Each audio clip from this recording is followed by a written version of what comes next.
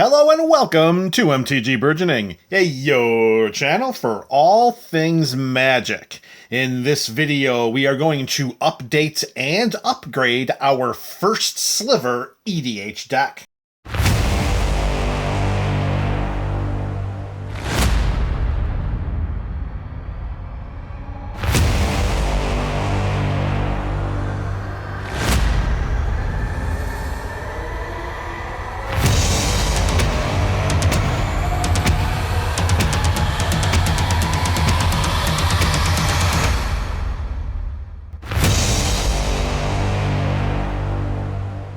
Greetings and salutations to the MTG BC. You are the MTG Burgeoning community. Welcome back to another installment of the Up and Up series. And today we are going to update and upgrade the First Sliver. So we got quite a bit of turnaround here as we look to streamline this deck, making it a little more sliver-centric and a little more cascade-centric as well.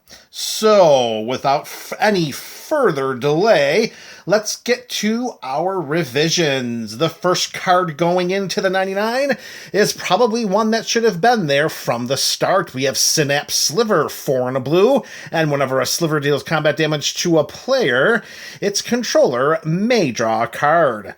Don't know why this wasn't in there before. Perhaps that 5 mana value might have been a little bit of a, perceived detriment or roadblock to its previous inclusion.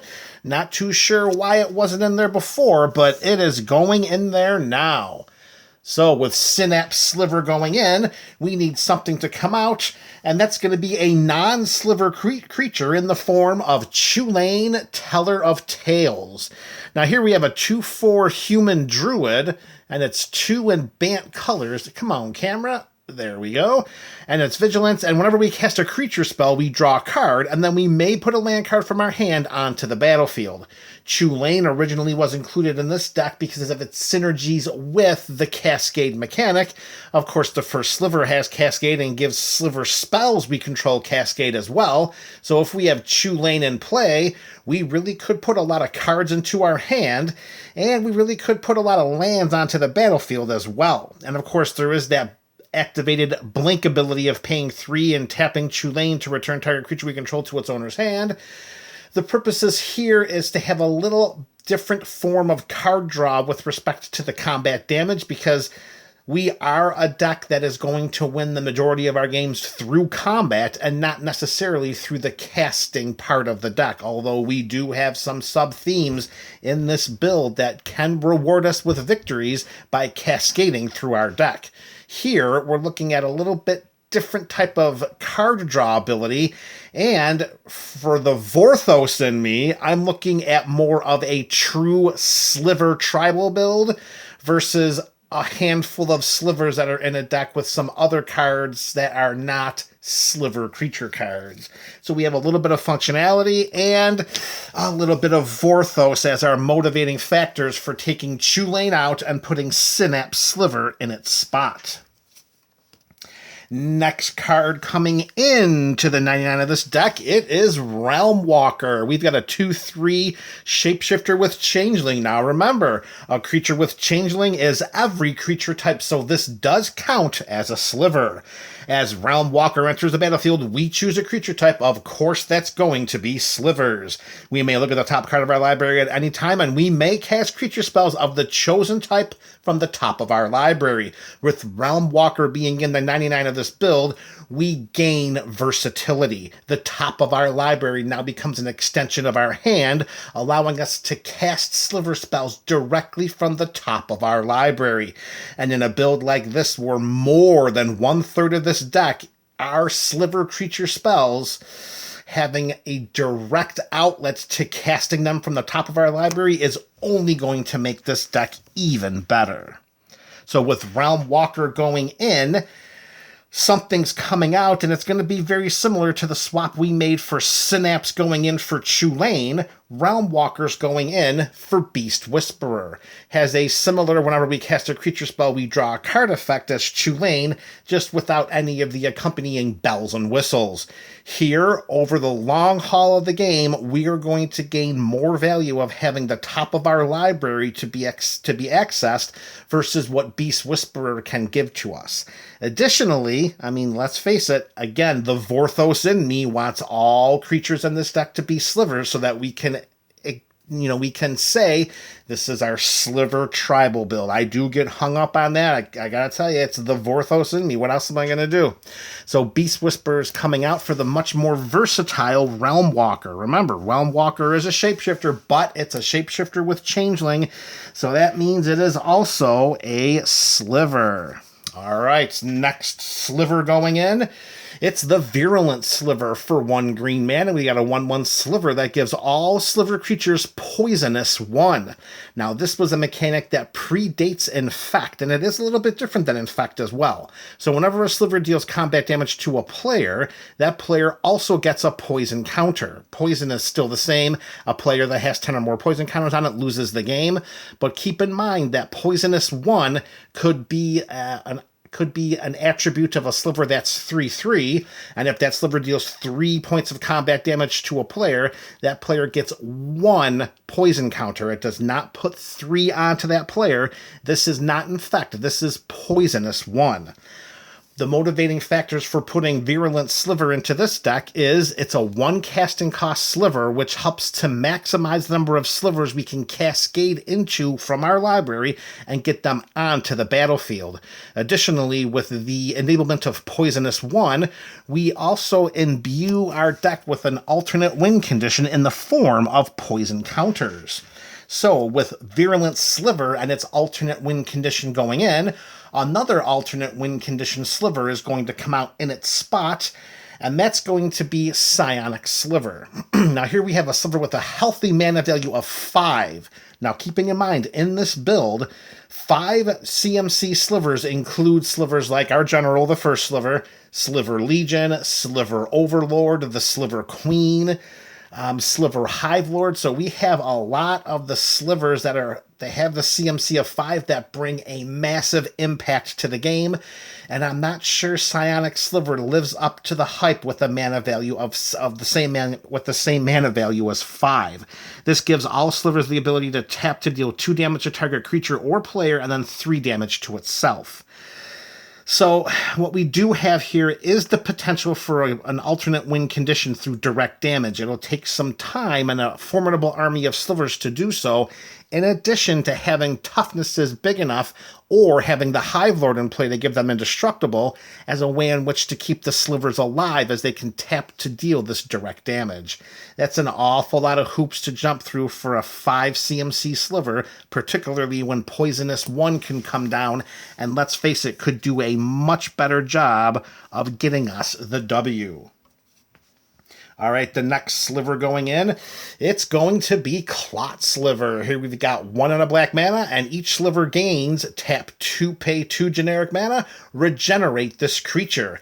Now, regenerate is a mechanic that our opponents may not be ready for, and I will maintain that having the Clot Sliver in this build is better than having the Crypt Sliver, because the Crypt Sliver is going to tap to have...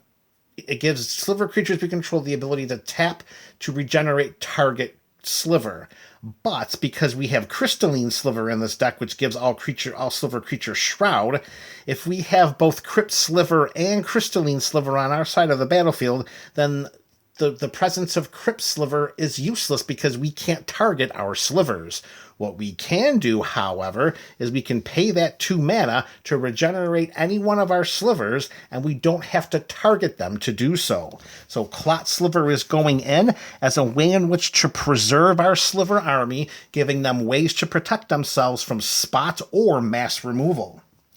With Clot Sliver going in with its mana value of 2, coming out is going to be Telekinetic Sliver. Here we have a sliver for 2 and 2 blue. It's a 2/2, and all slivers have tap target permanent. Now, the thought the thought vessel, the train of thought here is that Clot Sliver is going to help preserve our army of slivers, and it's going to take the place of Telekinetic Sliver, which, let's face it, Telekinetic Sliver is a very reactionary sliver to have on our side of the battlefield. It can help to tap down lands, it can help to tap down creatures, but it doesn't do much outside of that. And what we want to do is, I'm not sure we always want to be tapping our slivers just to tap down permanents. For me, in this type of build with a cascade theme throughout, I don't want to be on the defensive. I don't want to play reactionary Magic. I want to get my guys onto the battlefield, send them off into combat, and by tapping them, we send them into combat. But if we have to hold them back in order to utilize Telekinetic Sliver's ability, well, I'm not so sure we're being as aggressive as we could be. Plus, with a mana value of 4, I think swapping in the Clot for the Telekinetic and saving 2 mana overall is going to make this build so much smoother. All right, speaking of protecting our slivers, similar to something that Clot Sliver can do, going in is Diffusion Sliver. Here we have a 1/1, and whenever a sliver we control becomes a target of a spell or an ability an opponent controls, that spell or ability is countered unless its controller pays 2 generic mana. These days, that's called Ward 2. And let's face it, if all of our slivers have Ward 2, it's going to make it very difficult for our opponents to pick one off at a time, particularly if we have something like the Clot Sliver in play as well. And if we throw the Crystalline Sliver in there too, well, that's just going to make it even more difficult. So with Diffusion Sliver going in for the purposes of protecting our army on a sliver-to-sliver basis, it's going to take the place of Darkheart Sliver. You have a 2/2 sliver where all slivers have sacrificed this creature to gain 3 life. Now, if we had a different type of build here, if we were doing more like a Sliving Death type of EDH build, where we were going in and out of the graveyard with so much frequency that having as many sacrifice outlets as possible is only going to make the deck's redundancy even that more enhanced, then yes, I could definitely see leaving Darkheart Sliver here. But for the purposes of this Cascade build, we are not focused on the graveyard. We have very little graveyard interaction going on here. And let's face it, with the rise of graveyard hate that's just rife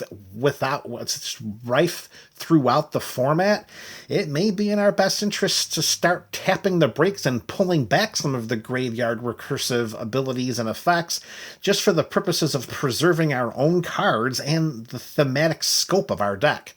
So for the purposes of protecting our slivers better, Diffusion goes in and replaces a sliver that, let's be honest, just acts as a sacrifice outlet with some peripheral life gain. All right, next sliver going up, again, keeping in mind when we go back talking about Virulent Sliver and how we want to be aggressive, we want to be able to take more action as our slivers are coming into play. We want to take that aggressive, proactive approach to playing Magic.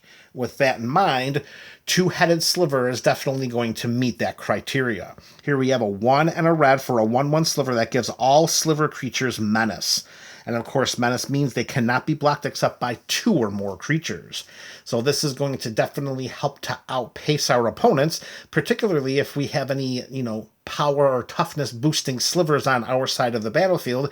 It's going to make thinking about blocking them with 2 creatures each a little more daunting for our opponents. Evasion is going to be our friend here, particularly because of how many oodles and oodles of slivers we can put on our side of the battlefield.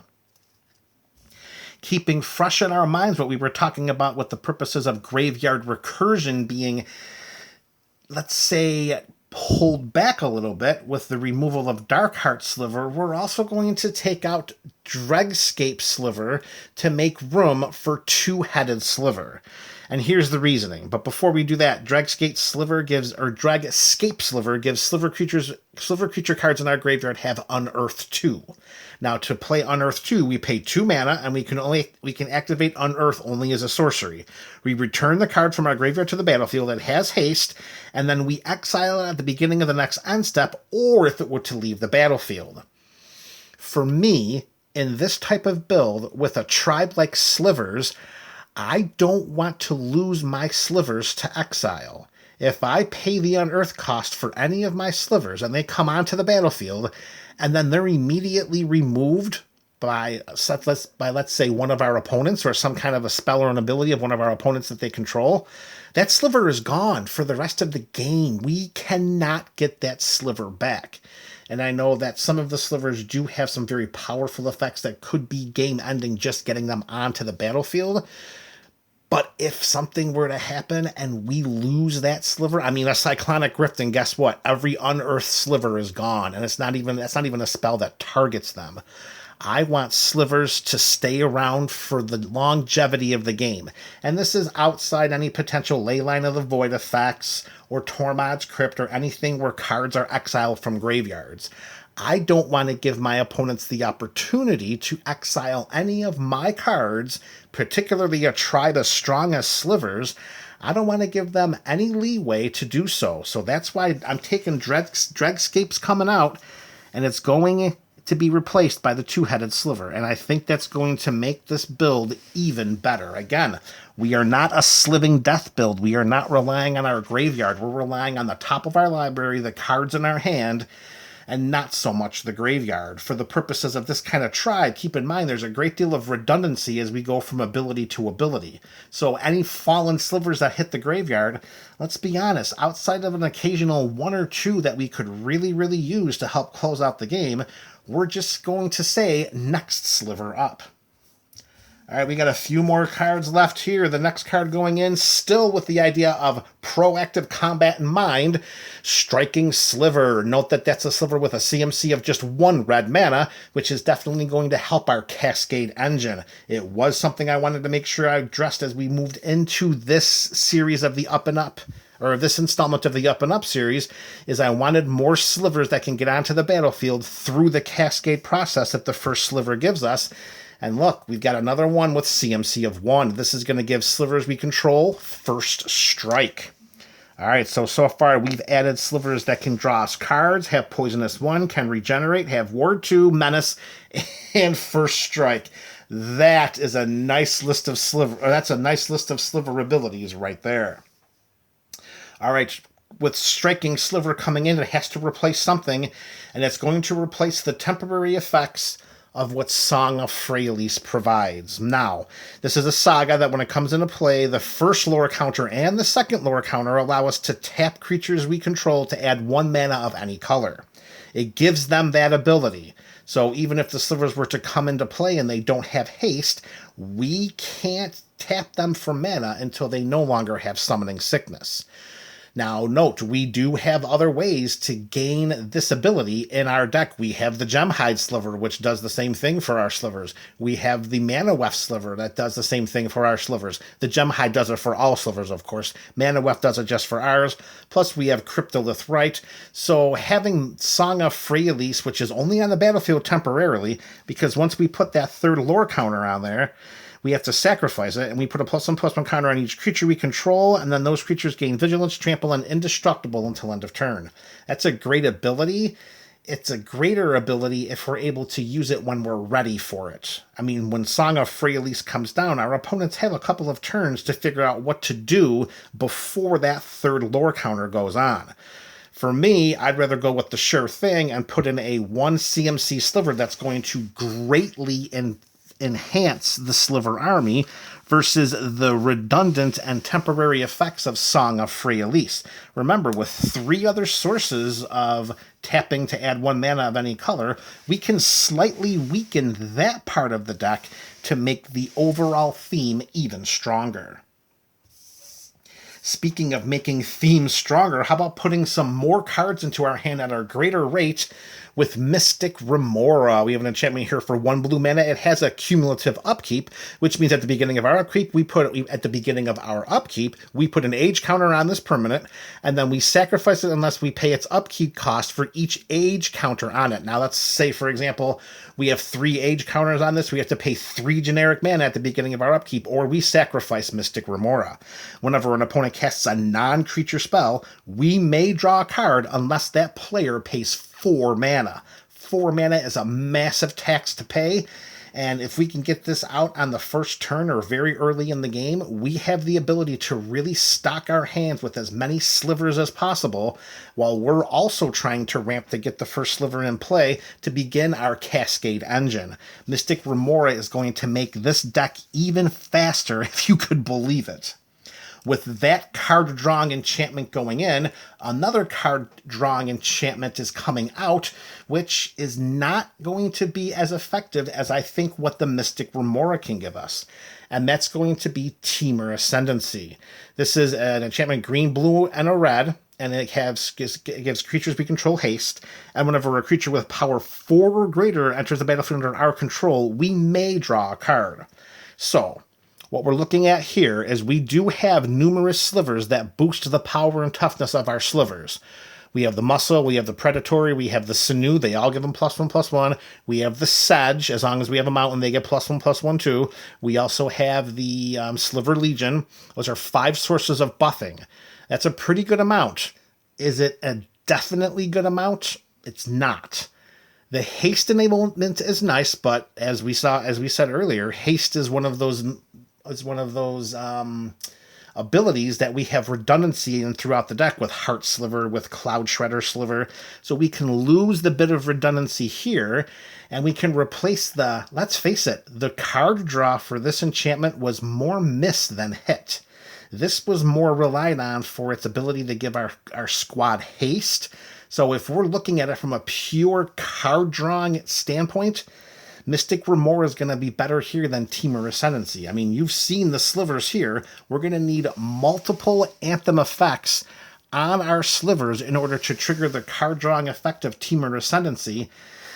And it's just not as reliable as you might think. So with that in mind, Temur Ascendancy is coming out. We're going to slightly weaken our overall global haste enablement, but we're going to get so much stronger on the card draw. All right, we've got 2 cards left. Next going in is a card that's going to help us manage the battlefield, and similar to Virulent Sliver, it's going to add another potential win condition in this build, and that's Blasphemous Act. It's a sorcery for 8 and a red mana, and we are never going to pay that much mana to cast this spell, because this spell's cost is reduced by 1 generic mana for each creature on the battlefield. So more likely than not, we're going to pay 1 red mana to cast the spell and deal 13 damage to each creature. This is the only mass removal spell in this deck that could harm our own creatures. But with that in mind, if we had the Sliver Hive Lord, our slivers are fine. If we have Spiteful Sliver, which gives slivers we control whenever this creature is dealt damage, it deals that much damage to it deals that much damage to target opponent or planeswalker. So just think of it like this. We've got like 5 or 6 slivers in play. We cast Blasphemous Act, and we're going to deal 60, 70 points of damage. Yeah, I think we're going to include that in this deck just for the purposes of having another win condition with our Sliver Tribe. All right, next up, replacing Blasphemous Act is going into the deck to replace Mystical Tutor. Okay, so here we have... it's the blue tutor. It's going to get us an instant or a sorcery. It's going to put it on top of our library after we shuffle it, after we cast the spell. So we all know what Mystical Tutor does.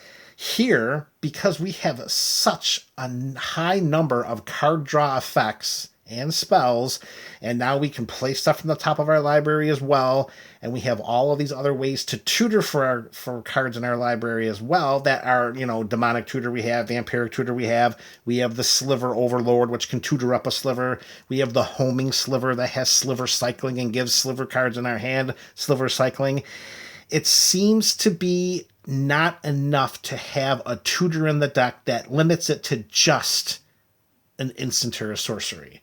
This deck is not rife with instant and sorcery spells. We only have a handful of removal spells, and let's be honest, with the rate that we draw cards, we may not need to tutor specifically for an instant or sorcery spell, particularly when Demonic Tutor and Vampiric Tutor are already in the deck. So what we do here is we weaken slightly our overall tutorage by giving ourselves a board wipe and a potential alternate win condition with Blasphemous Act.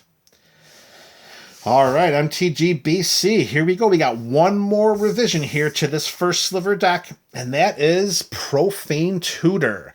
This is Demonic Tutor with the Suspend mechanic. Now, with Suspend, if this is in our hand, we pay 1 and a black, and rather than cast this from our hand, we exile it with 2 time counters on it, and then at the beginning of our upkeep, we remove a time counter from the card, and then when the last one is removed, we cast it without paying its mana cost, and it acts as a Demonic Tutor. Why this is such an important card to put into our Cascade deck and this is the reason why. We have our First Sliver in play, we cascade through our deck, and let's say we get to the point where we are lucky enough to cascade into a 1 CMC Sliver, we will cascade again, and if we cascade into this card, which has a mana value that's less than 1, we will cast this spell right there, and we will Demonic Tutor straight to our hand. So with the inclusion of Profane Tutor, it helps to enhance and strengthen our Cascade engine. So important to have another Demonic Tutor in this deck. And the card that it's going to replace, everything that we said about Mystical Tutor is going to apply to Enlightened Tutor. Again, we're replacing Enlightened Tutor with a tutor that gets any card in our deck to our hand versus one that puts an enchantment or an artifact on top of our shuffled library. This will be better than this in this kind of deck. All right, there you have it, MTG-BC. About, 10-12 revisions here to our First Sliver deck. We got 1, 2, 3, 4, 5, 6, 7, 8. And I got 10 revisions. We turned over 1/10 of this deck. I sense that we are very, very close to the First Sliver's imminent entrance into the Burgeoning Commander Catalog. Let me know your thoughts about these revisions in the comment section below. This is MTG Burgeoning, your channel for all things Magic.